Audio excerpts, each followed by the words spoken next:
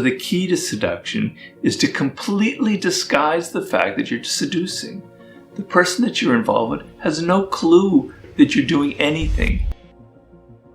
A little bit of inner coldness that knows how to blow hot and cold. They know how to be very exciting one moment and then to withdraw another moment. And it's extremely powerful seductive quality.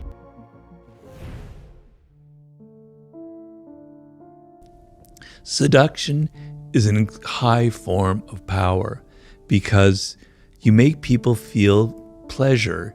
You make them feel excited or interested in you, and then their resistance to your ideas slowly lowers, and you have the ability to influence them and to move them in the direction that you want. If you yell at them, like how we were talking about your child, and you tell them, do this, do that, they resent it, and for good reason. But if you're subtler, if you're more seductive in your approach, if you're more indirect, people will do what you want or go in your direction without ever even realizing. What makes for a great seducer is very simple. I can summarize it very simply. You are outer directed. So when you meet somebody for the first time, or you're on a date or whatever it is, you're not having that internal monologue going, does she like me or does he like me? Am I dressed well? Am I saying stupid things? What can I do to impress them? No. You turn it off and you're outer directed and you're listening to them and you're entering their spirit and you're hearing them say things that give you idea of what they're missing in life, of what they want, of what their needs are, of what makes them an individual. You're absorbing it, you're entering into their spirit, and then you can reflect it back to them. You can give them gifts, you can take them to places that show that you're attentive to them. Because if you look at how we are in our day-to-day life, normally people never pay us attention. They're always so self-absorbed, they're never thinking about us. The times where you get the sense that people are actually interested in who you are as an individual is pretty rare. If you give that feeling to someone, it's incredibly powerful because we all want to be validated. We all want to be recognized. So the seducer is not someone who's all worried about him or herself and thinking. They're involved in the other person. They're absorbed like a sponge inside their psychology, inside their world. Fake confidence is like bravado, right? And you're putting on an act. And particularly women who've had to deal with this for millennia, they can smell it, they can sense it. They don't have to, it's not in your words, it's the body language, etc., etc. Real confidence comes from actual actions, from your actual things you've accomplished, right? So, when you're 22, 21, it's hard to have that confidence because what is it based on? Maybe it's based, maybe you're really good looking if you happen to have that good fortune and you can feel confident about that and you don't have to try so hard. All right, maybe that might work. Or maybe you're really good at sports, or maybe you're a really good dancer, or you're a really great singer, but it's based on something real. You have a skill. You have something that separates you. You have something that you can do, that you can accomplish. Because when you're 21, it's hard to have those. I look back on myself when I was that age, I had nothing. No wonder I got rejected, So it comes from what you do in life, okay? The finest sense of confidence is actually creating things and having success and meeting goals and achieving things and having a record of that, and maybe what goes with that is having some money, but it's not necessarily, because you don't have to have a lot of money and you don't have to be good looking to seduce. That's a myth that I try to explode in the art of seduction.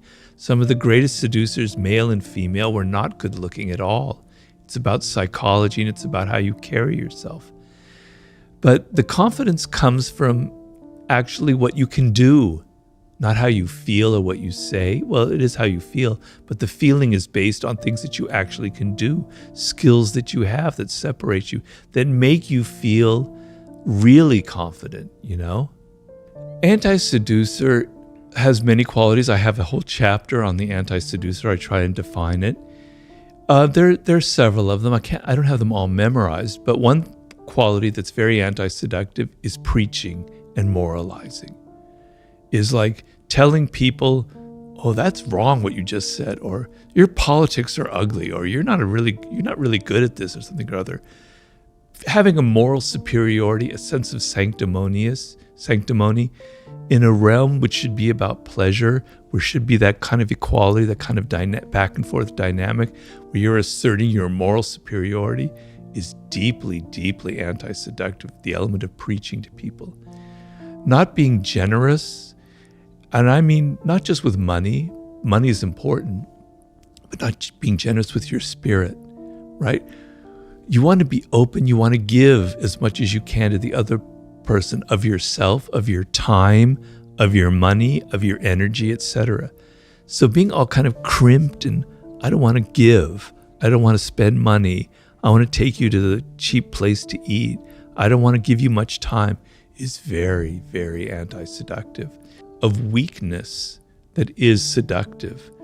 So I would say vulnerability is seductive, but insecurity is anti-seductive. There's a big difference. So if I can define seduction in simple terms, most of the time we are closed to the influence of other people. Particularly now, we have these walls up because life is harsh. People are coming at us with their advertisements, with their pleas, with their wanting money, with this, that, and the other. And we've all learned to be very defensive, right? And seduction is an openness, is the opposite of that. And you felt it when you were a child towards your parents. You felt very vulnerable and open. And there was an element of your parents and how they treated you that was very much like a seduction, right? So seduction is about being open to the other person to the extent where you can even fall in love. You can fall under their spell. And the sense of letting go of your ego, letting go of your defensiveness, and letting another person enter your world is being seduced. It requires vulnerability. If you meet, the typical scenario is of a man who's not vulnerable at all. He's so powerful and in control and everything, has no vulnerabilities. It's frightening. For a woman, it could be very frightening. Like this, he's so strong, he's so invulnerable that there's something wrong about it. Maybe he's a serial killer. Maybe he's got skeletons in his closet. Something isn't right about that. What seduces you about a puppy, about a child, about an animal, is their vulnerability. It makes you want to hug them. It makes you want to help them, right? The sense which if you came upon a tiger that's there and they don't need that, well, that's not seductive. I mean, on your screen it is, but if they're there in your living room, that's not seductive. But that puppy is, right? Vulnerability, the sense that somebody needs protection or help, brings out qualities in us that we don't normally have that I think allow for seduction. So that is being vulnerable. That is, I can be influenced by that other person. I am open to their spirit, right? That's being vulnerable. The word vulnerable, I hate to sound like a professor here, so excuse me, in seduction, comes from the root of it means a wound, vulnus. So you have a wound inside of you and you need healing. And the other person naturally wants to help you, right?